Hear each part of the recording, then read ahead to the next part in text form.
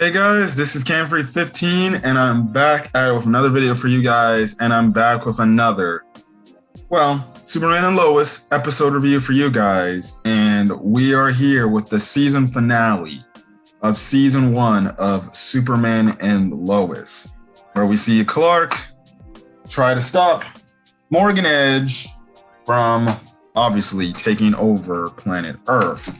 So let's get into this big climactic battle. Now, obviously, last week we saw the fact that, Edge took away Jordan and infused or eradicated his father's personality into Jordan. So we start the episode off with Iron's AI looking for Jordan, but he can't find him.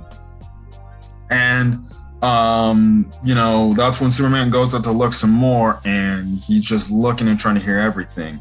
Now, Sarah's mother actually comes up. Kyle and Sarah's mother, Lana, find General Lang and Jonathan. Eventually, they get them to obviously the DoD base. Now, this is when we see Lois have a talk with Leslie Lar, and essentially Lois is asking Leslie, where would Edge have taken my son? And Leslie's like, I don't want to know, but you see, the end of the world's coming, so yeah. And you want to know what?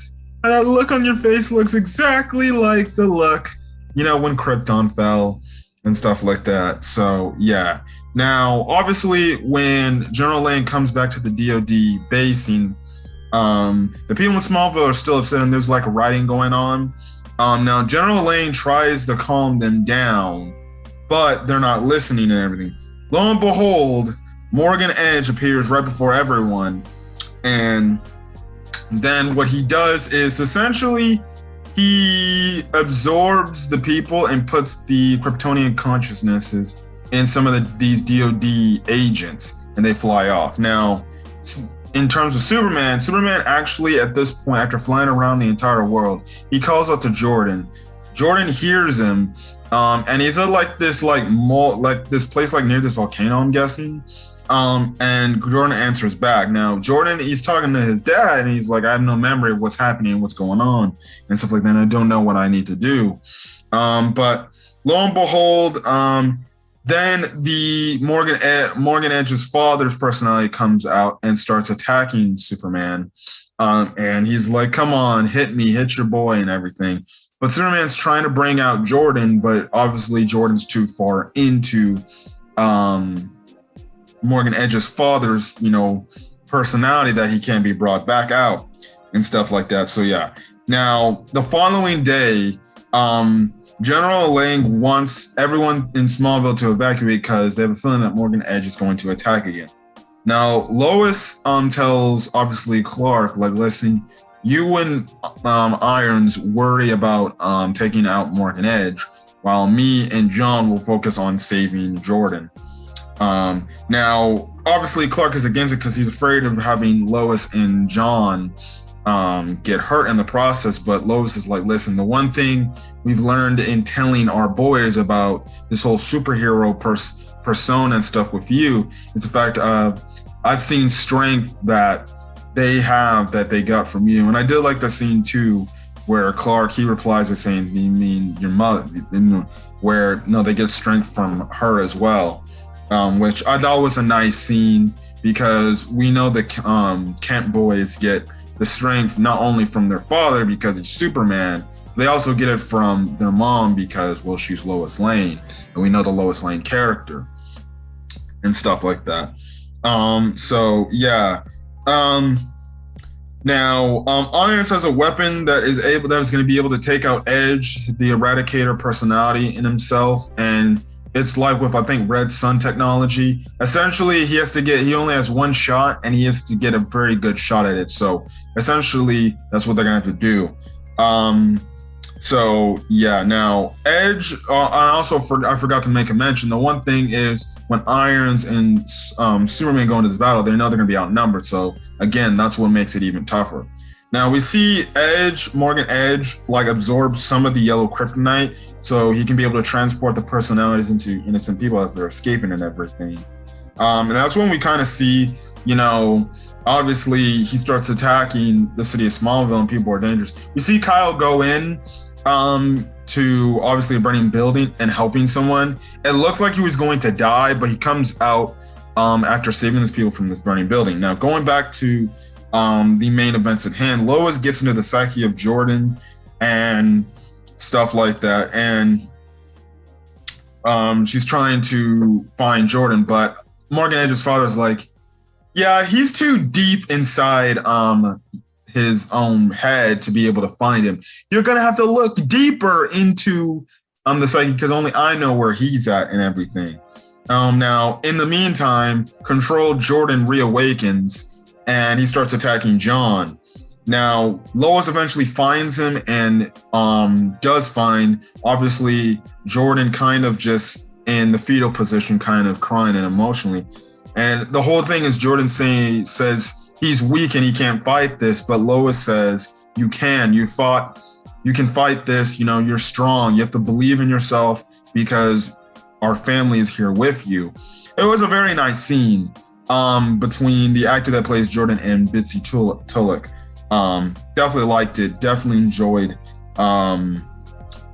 the scene. So what happens is she manages to have Jordan finally, you know, getting control of himself, and he reawakens. He doesn't hurt John, and they embrace. And this is when we cut back to the Edge fight. Now, Superman lures the other members away, and after, with a little help from Irons, you see that Irons has little power in his suit, but he's still going to go through the plan. Now, Superman, he gets into position and holds Edge in place so Irons can fire the weapon, or fire the hammer. Irons throws it, and then Edge gets hit by the hammer. He turns back to normal.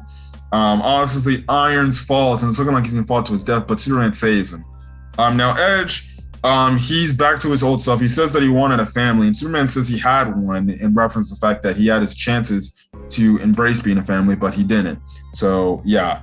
Now, after everything is resettled and everything, Superman has a interview with Chrissy at the Gazette explaining every of the details of what happened in this freaking season and stuff like that.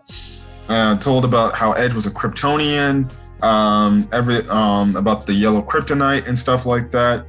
And he brings them mention the fact that the people of Smallville, and during this crisis of time, they were strong through this, and they are very strong-willed people. Also, Chrissy kind of asked the question like, well, because of this, will people look at, you know, obviously Superman differently? And obviously Clark, or Superman, is like, well, it's up to what people want to feel. If they feel like they can't trust me, hey, that's their opinion of me. And I'll just do the best I can and maybe try to change that and stuff like that. So yeah. Now we have the Lanes having a party. Kyle and Lana Lane having a party to celebrate the events of that. We see that everybody is now cool with the Lanes. Also, the Kyle and Lana decide not to move, and they decide to stay in Smallville. So that's also good to see. We see John and his football buddies playing Injustice. Also, John also sees Tegan in the house. And I'm guessing we're led to be inclined that him and Tegan are more than likely going to start dating. And that will probably be revealed in the next season. So yeah. We also see that Lois buys half the stake of the Gazette, the money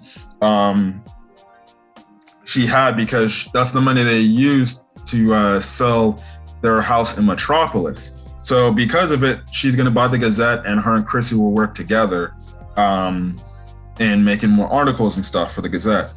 We find out while talking to Irons, General Lang is actually going to step down from the DOD and not be the general of the DOD anymore, so he can focus on family and stuff like that. So that's actually pretty interesting that he's doing that. So yeah, so that also leads me to believe maybe Irons might end up becoming maybe the future DOD general. We'll just have to see. Now, Lois talks to Irons, and essentially Lois asks Irons if he's going to stay around and stuff like that and help out. But Irons says, listen, I can't do that because when I look at you, I see my wife in the other world, and I don't want to make things awkward and everything and stuff like that. So, yeah. But he says he'll more than likely be around. So I'm guessing he's gonna be around. So if they need to call him, they can call him for help and stuff like that. So that's nice to know. Jordan and Sarah have a talk. At first, I thought this would be when Jordan would reveal his powers to Sarah, but he kind of just says, like, listen, in that heat of the moment I was taken away from Edge, just because I said I love you doesn't mean I was saying that because I thought I was going to die. No, I really meant it and stuff like that. She says I love you back, and that kind of whole thing is there. I thought this was going to be the same when Jordan tells Sarah about his powers. Eventually, it's going to be a part maybe next season, or maybe if they have a third season, where Jordan shows that to Sarah that he has superpowers. Eventually, I feel like that's going to be coming sooner rather than later. So, yeah. Then the episode kind of ends off in the way where Clark is talking about his father Jor-El, because obviously Edge broke the hologram of the live hologram type of thing of his father, and essentially Clark's talking about how his father taught him everything he knows now. And if it wasn't for him, he wouldn't be who he was today, and stuff like that. Now, Iron's about to leave, but we see the ship come out of nowhere, and the ship lands down, and we actually see it's John Henry Iron's daughter. I believe her name is Natalie, and she comes out. They have an emotional embrace, and when she sees Lois, she calls Lois mom, and that's how the season ends off. So it's definitely going to be awkward because Natalie here doesn't know that Superman is good, and the fact that this version of Lois, not Natalie's version of Lois, is her mom and everything. So it makes things weird and definitely leaves speculation. Also, it definitely goes to show you what happened. And how did she get here? Is her Earth free of the evil Kryptonians and stuff like that, or did she escape? Very interesting to see where this story is going to go. But in terms of the first season of Superman and Lois, man, this was one hell of a season. This was a very, and I mean very good season of Superman and Lois. Bitsy Tulloch killed it as Bitsy Tulloch killed it as Lois Lane. Like, she was amazing this entire freaking season. She was freaking crazy, man. It was really good. She was really good. Tyler Hoechlin was really good as Superman in this, and you had a lot of people saying that this version of Superman was the best Superman in all of media. Like, props to him, because I know when they were first introduced, not a lot of people were high on Tyler and Bitsy, but they gave them their own season and they literally knocked it out of the park. They did a phenomenal job in their roles. And it goes to show you sometimes maybe a standalone season for these actors can really go to show you stuff like that. What is it? Obviously, Jordan Ellis, who's the actor that plays Jonathan, and Alexander Garfin, who played Jordan. I thought they did really freaking good too. I thought they would be the annoying kids that would just be with drama, but not really. Yes, they had occasional drama here and there throughout the season with their own representative types of, teenage drama stuff they have. But it didn't really hurt the fact from the standpoint of, this show was strictly about family. It was about the brothers connecting with their parents along and everything.